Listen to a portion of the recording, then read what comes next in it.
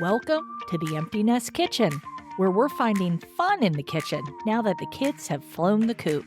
I'm Christine Van Bloom, a cooking teacher with over 25 years of experience, here to show you tips, tricks, and joy in your kitchen, all while trying something new. Let's get cooking. Happy 2025! It's a new year. It's a new us, but is it really? So I have a little shorty episode for you today because I have been thinking so much about New Year's resolutions. Because I got to tell you, if you're looking for someone who is new year, new me, it's me, baby. I love that. I love the turn of a calendar. I love the turn to a new month. I love the turn to a new week and the turn to a new year. It's just too much to handle. It's so good. And after a lifetime of resolutions and doing things because it's a brand new year, this year is the resolution of no resolutions. So let me explain what I mean, because it's really easy to say, I'm not going to do any resolutions this year, because it's your own darn business, right?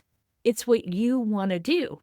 But every year when I was younger, I wanted to lose 10 pounds. I mean, now I want to lose 90. But it was that, or I'm going to work out more. I'm going to work out every day. Of course, I'm not going to work out every day. And the wiseness that comes with 57 years is that I know who I am now. Now, one of my very favorite things to do in a new year is more than a resolution, right? I remember back when I was living in New York City, there was a magazine called Allure, and you all might remember it. It was the first magazine that was really solely dedicated to beauty instead of fashion. And they would come out, all of the magazines, and I've always loved magazines. All of the magazines would come out with the makeover issues in January, right? Because it's the perfect time to get that snappy new do or to change up your makeup. And one year, gosh, it was probably 91 or 92, they had a listing of where you could go in different cities across the country to get a makeover. I remember looking at this, and it was somebody down in Chelsea where I worked, and I went in on New Year's Eve and I got the works done. I got a new haircut. She showed me how to do my makeup. We talked about the clothes I was wearing. We did the whole thing, and I loved it.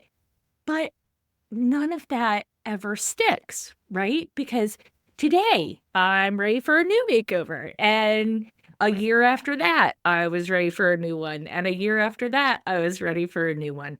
So this year, I am about not changing who I am to fit into some box that I create for myself, but more so to accept who I am.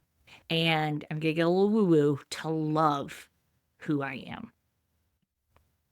And I think in today's world, right, we're so much more understanding and accepting all of this stuff that it is okay to act in your own self-interest. It is okay to take care of yourself first. It is okay to want to love yourself and not be embarrassed or ashamed that you're putting yourself ahead of everyone, right?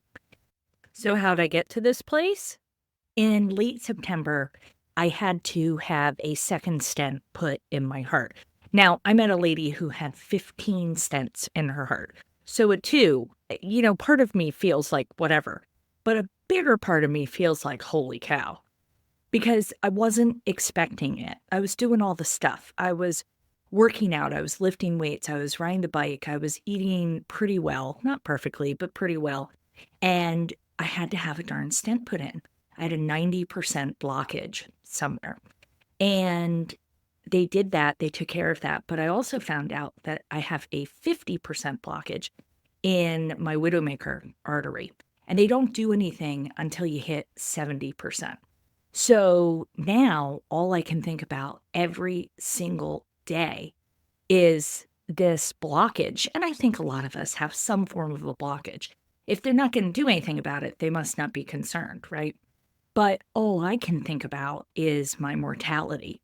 And it's been a rough fall, rough winter so far. But I'm trying to embrace the life that I have and who I am now and all of the great things that I've got going on, because all I can think about is the what ifs. And you know what? I'm not going down like that. And neither should you. It's the first of the year, right? So it's a really great time to be introspective and really thoughtful in what you're doing. But I think it's okay to live out loud. And I know that's super cliche. I totally get it. But did I order a rainbow sweater today because I really like rainbow sweaters? Heck yeah, I did. I'm tired of fading away, and I'm tired of not being true to who I really am. I want to suck the marrow out of this life. And gosh, I really hope you do too. So let's make a resolution, not just to have no resolutions, but let's have a resolution to just accept who we are today, accept who we are, what we have, what we do, and to love where we are, because I think we deserve it. So I'll be back next week with something tasty, I promise. And until then, as always, I can't wait, and I'll see you in the kitchen.